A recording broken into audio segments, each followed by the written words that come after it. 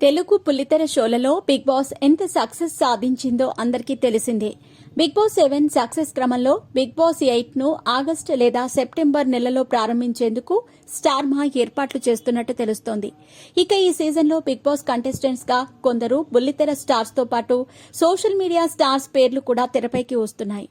అయితే ఇప్పుడు ఈ జాబితాలో మరో కొత్త పేరు నెట్టింట తెగ హల్చల్ చేస్తోంది. అదెవరో కాదు, ఆస్ట్రాలజర్ వేణుస్వామి. సినిమా స్టార్స్ జాతకాలు చెబుతూ సోషల్ మీడియాలో తెగ ఫేమస్ అయ్యారు వేణుస్వామి. ప్రస్తుతం ఈయన బిగ్ బాస్ తెలుగు సీజన్ 8 లోకి అడుగుపెట్టబోతున్నట్టుగా ప్రచారాలు జరుగుతున్నాయి.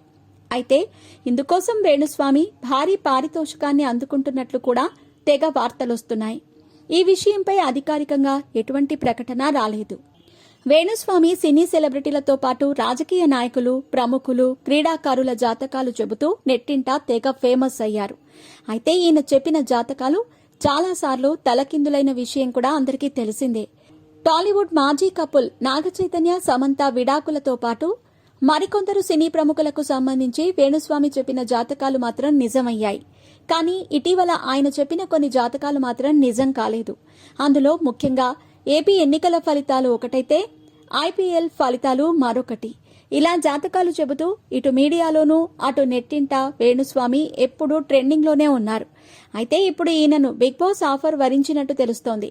బిగ్ బాస్ సీజన్ 8లో సభ్యుడిగా వేణుస్వామి ఖరారైనట్లు, అందుకోసం భారీ రెమ్యునరేషన్ ను కూడా అడిగినట్టు టాలీవుడ్ వర్గాల్లో టాక్ నడుస్తోంది. ఇక వీరితో పాటు ఈసారి బిగ్ బాస్ హౌస్ లో మరికొందరు బుల్లితెర స్టార్స్ సందడి చేయనున్నారు.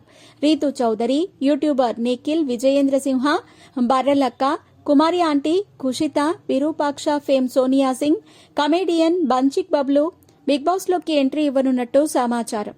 యూట్యూబ్ స్టార్ నేత్రాతో పాటు ఆమె మాజీ భర్త వంశీ కూడా బిగ్ బాస్ 8లో పాల్గొనబోతున్నట్టు తెలుస్తోంది. జబర్దస్త్ షో నుంచి పొట్టి నరేష్, రియాజ్, కిరాక్ ఆర్పి, బుల్లెట్ భాస్కర్లలో ఒకరు లేదా ఇద్దరు ఉండబోతున్నట్టు సమాచారం.